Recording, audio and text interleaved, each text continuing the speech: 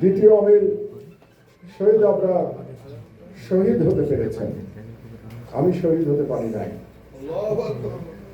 হয়তো আমারই শহীদ হওয়া উচিত ছিল, কারণ আমার যত কিছু দেওয়ার, যতটুকু দেওয়ার আল্লাহ আমাকে ক্ষমতা দিয়েছেন, সেটা দেওয়ার সময় তো মোটামুটি পেরিয়ে গেছে। আমার শহীদ আবরারের অনেক কিছু দেওয়ার ছিল জাতিকে, সেটা তিনি দিয়ে যেতে পারেন নাই।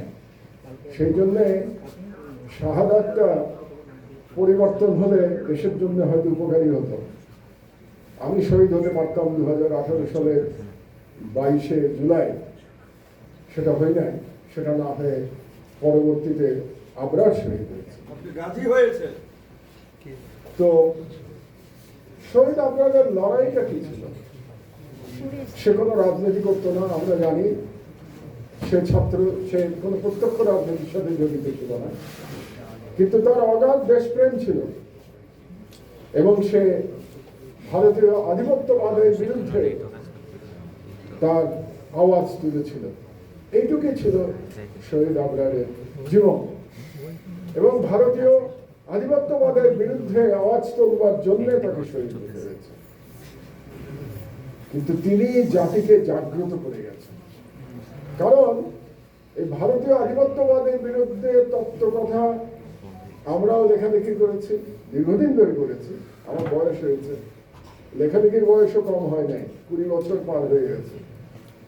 তো আমরা লেখালেখি করেছি, কিন্তু আমাদের লেখালেখি অনেকটা বিমূর্ত ছিল। বিমূর্ত থাকার কারণে হয়তো জাতি জাগ্রত হয় নাই, কিংবা আমরা দুর্বল লেখক ছিলাম, আমরা জাতিকে জাগ্রত করতে পারি না।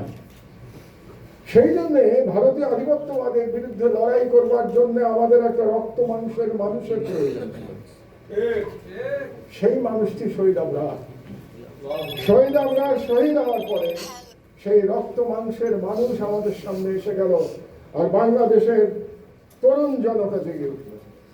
আমরা যেটা জুলাই বিপ্লব পরবর্তীতে দেখেছি, তার শুরুটা হয়েছিল শহীদ আবরারের শাহাদাতের মাধ্যমে। ইউএফটি ফার্স্টের সাথে ট্রেড করুন যে কোনো জায়গা থেকে।